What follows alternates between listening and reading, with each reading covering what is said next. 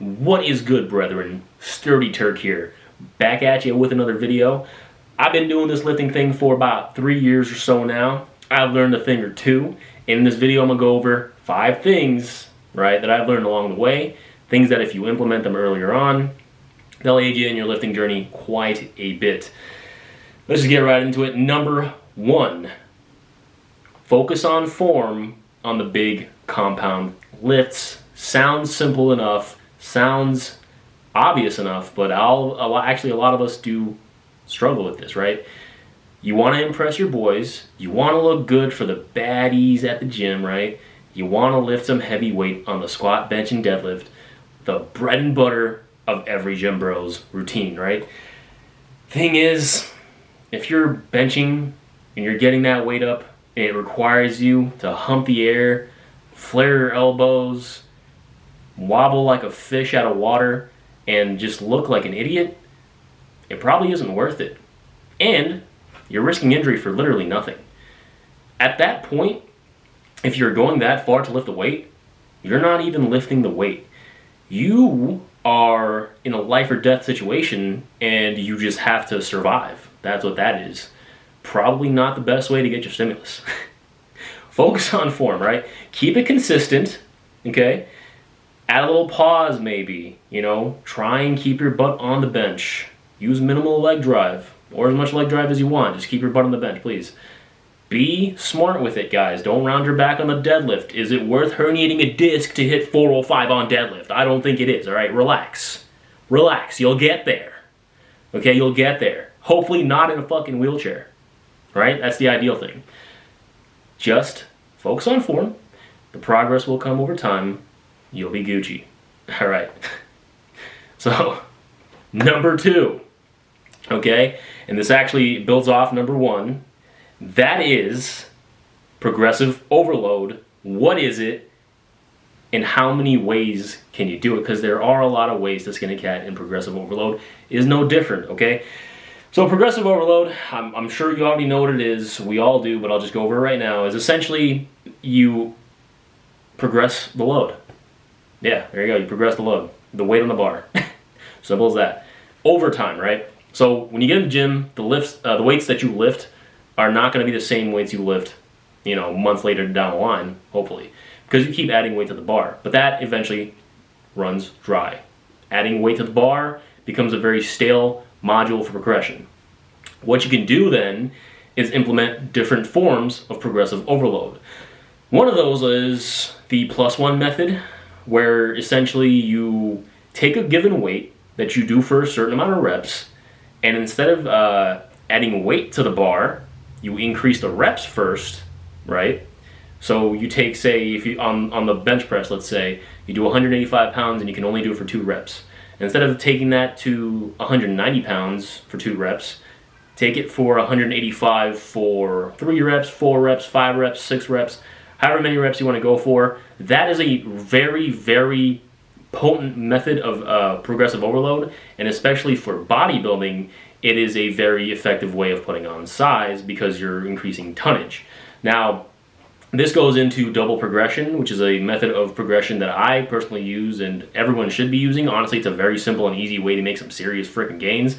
You literally, what it is instead of going for 3 sets of 10 that a lot of people go for, right? That's a very typical rep scheme. Go for something like 3 sets of 8 to 12 and give yourself a rep range. In this case, the rep range is 8 to 12, right? You start with a weight where in the first set you can get 12 reps, right? And it's a hard set too. In the next set, maybe you'll only get 10. On that third set, maybe you'll only get 8. So in the beginning, that first set, you're at the high end of the rep range, but at the end of it, you're at the low end of the rep range. So you've attacked your baseline, you managed to damage it, so you've had enough intensity for an adaptive response to take place, but you're risking less injury and you're doing it in a better way. And then what you can do moving forward is that next week coming in, you're doing that same workout, you're doing that same rep scheme, try and go for 11 on that second set and then 9 on that third set until eventually you get to the point that you're doing 3 sets of 12, in which case add weight in the bar and then rinse and repeat. This is a very effective way of adding load to the bar and progressing over time, and one that I use very often and I highly recommend to anybody watching. It's just honestly a no-brainer. Double progression is a godsend. Right, number 3, and this is something that I want you to really take into consideration, and this is probably the most important one if I'm being real. You want to spend most of your time in a bulk. Yeah. Most of the time that you're doing this lifting thing, you're probably not going to look like your favorite fitness influencer. The ones that are probably on PEDs. Alright?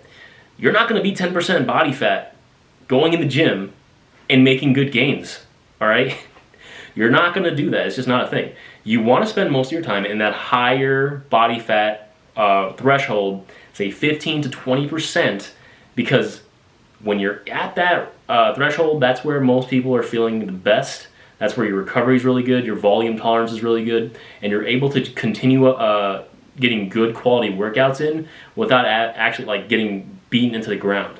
Because that's what's going to happen if you were so obsessed with keeping your abs. That's going to limit you guys. This is a mindset you want to completely scourge, take out of your head right now. You do not want to be obsessed with having abs. That's just the wrong way to approach this. Assuming your goal is hypertrophy, right? If you don't care about being big, fine, whatever. If you just want to look like a lean dude that's kind of fit, attractive, whatever, you got the bicep veins, oh, 13-inch arms, how impressive. Do your thing, whatever, I don't care. But if you want to be big, let go of that little fairy tale, okay? You're going to want to be a little chunkier. It's okay. It's temporary. You'll be fine. I promise you, bro. Just wear baggy shirts. No one will know. You're not going to the beach anytime soon, okay? It's winter right now. Take advantage of it. Just bulk, all right? Bulk. Get big. Get fucking swole, dude, all right? You don't get big by being 5% body fat. Let that go. All right, number 4, okay? This is one of the biggest gaslightings that has ever occurred, right? And that's being told the compound lifts are all you need for arm growth. It's not true. All right, it is not true whatsoever. The compound lifts, they're great. They're going to build you an amazing base, and they're going to put the majority of the mass on your body. But they're going to put that mass on your torso, okay? They're not really going to make your extremities all that much bigger after a certain threshold. If you're somebody who, say, you bench 275 pounds right now, and you think the goal to get that next inch on your arms is going to be to get to 315 on bench and then 340 or whatever, promise you right now, let me spoil it for you, it's not going to happen. That's just not how it happens, guys. After a certain point, the primary movers take the majority of the gains from a certain lift, especially in a compound lift where primary movers are a thing, right? They're the main thing. They're going to get the majority of the stimulus, so they're going to get the majority of the growth. You're just not going to grow your arms from that. Isolation is very, very important. It's something you're going to want to learn now as you're building your base to instill taking your isolation seriously. You want to be going to failure. You want to be doing you want your head to be in the game when you're doing your bicep curls, okay? A lot of you shit can your arm work, and after you do your primary movements, and after that you're checked out.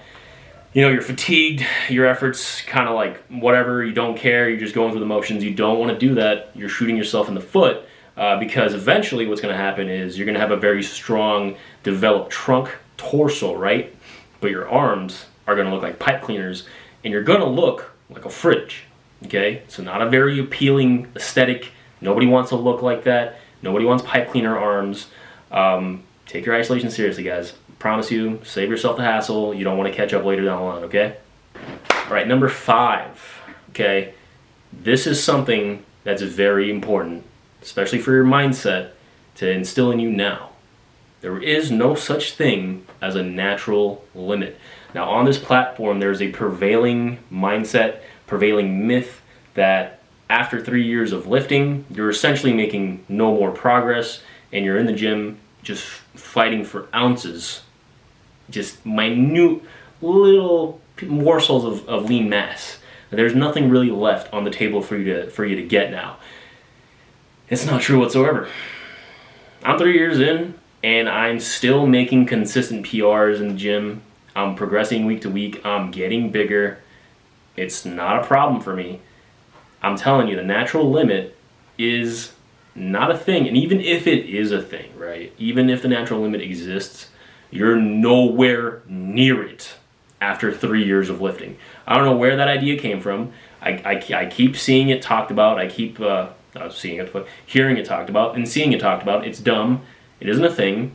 You can lift for literally a decade and still make progress. It just slows down, okay? And guess what? That's fine. Me personally, I plan to be lifting for my entire life. So however long it takes me to reach my goals, I do not care, because I'll get there, all right? The time is going to go by anyway. Might as well spend that time doing the shit that's going to get you to what you want, right? Instead of crying about a natural limit. Yeah, because what that's going to do is give you a scapegoat, because then anytime you reach a plateau or any sort of hurdle, and you say, oh, I'm at my natural limit. This is as big as and strong as I'll ever get. And then you're just going to kind of slowly but surely listen to your friend that keeps telling you one cycle won't hurt. And then you'll be in the dark side. And I can't save you after that point, okay? Anyway, that wraps up the video, guys. If you liked it, please leave a like, comment, subscribe. Listen, if you've been lifting for longer than me, say 5, 10, however long years, or maybe less, listen, if there are some lessons that you've learned that you think I haven't covered here or you think are very important, leave them in the comments section below. I'd love to hear from you. I'd love to learn from you, and I'm sure others would as well. It also helps me with the engagement on the algorithm, so any of that is also much appreciated. Again, thank you for your time. Get out there, lift some weight, get jacked and stacked, and Happy New Year.